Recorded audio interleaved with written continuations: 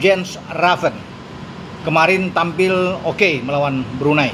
Kita menang 8-0, 6 gol diantaranya dibuat oleh Jens Raven.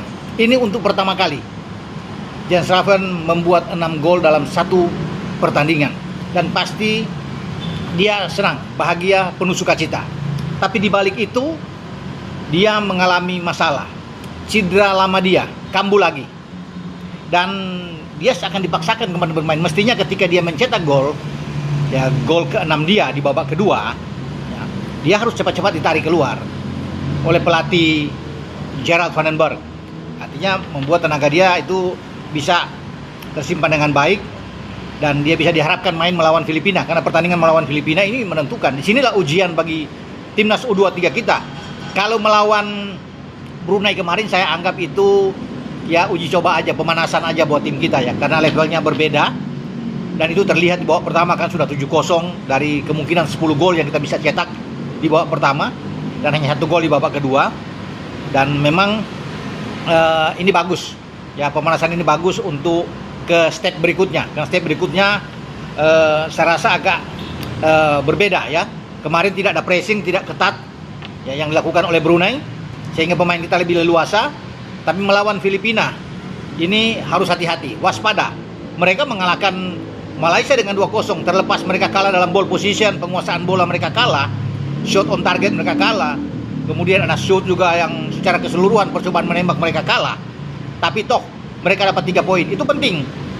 Percuma dengan semua statistik jika akhirnya kalah, itu dia alami Malaysia.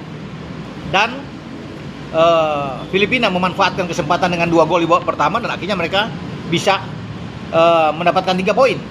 Nah, mereka tentunya akan habis-habisan juga, tidak mau kalah melawan Indonesia. Ya, paling tidak mereka imbang sudah bagus bagi mereka, karena pertandingan terakhir mereka jumpa Brunei, pasti mereka akan libas lawan Brunei. Ya, dan kita akan bertarung melawan Malaysia pada tanggal 21. Oke, saya kembali ke Jens Raven. Jens Raven itu terancam tidak bisa bermain, teman-teman. Ya, dia akan bisa absen ya untuk tampil melawan Filipina. Nah, ini berbahaya. Kita tidak punya nomor 9 sekuat dia, walaupun di bench kemarin terlihat ada Hoki Caraka. Tapi kan berbeda. Kita bisa lihat Jens Raven itu dalam pengambilan posisi sangat bagus. Ya, ketenangan dia, ya, naluri insting mencetak gol itu tinggi. Makanya kalau dia tidak bermain melawan Filipina, ya bagi kita ini ya ngeri-ngeri sedap lah. Ya. Dan itu saya sudah konfirmasi lagi berbicara dengan manajer Pak Zaki, bahwa selain cedera di tumitnya itu kambuh lagi, ya, dia tidak akan dipaksakan, kecuali nantinya dalam 2 hari ke depan dia pulih cepat, nah dia bisa bermain melawan Filipina. Karena kita memang butuh Jens Raven. Kalau nggak ada dia, waduh, ini sulit. Nah, tapi kalau melihat bahwa dia merasa kurang nyaman, karena kemarin terlihat kan dia agak terbincang-bincang kemarin, itu dia akan digantikan. Nanti dia bisa bermain melawan Malaysia. Itu opsi yang ada. Tapi sangat disayangkan ya, karena kita butuh Raven di depan. Ya, ini akan membuat lini belakang Filipina bisa apa? Ya, konsentrasi mereka akan tercerai-berai ya, dengan menjaga Raven kalau Raven ada, karena pasti mereka menonton pertandingan kemarin kita menang melawan Brunei sangat telak, dan lini belakang mereka termasuk pelatih Filipina McPherson juga sudah memberikan catatan khusus harus bisa mematikan pergerakan dari Jens Raven yang sangat berbahaya di kotak penalti. Tapi kalau dia nggak ada, ini keuntungan besar buat Filipina.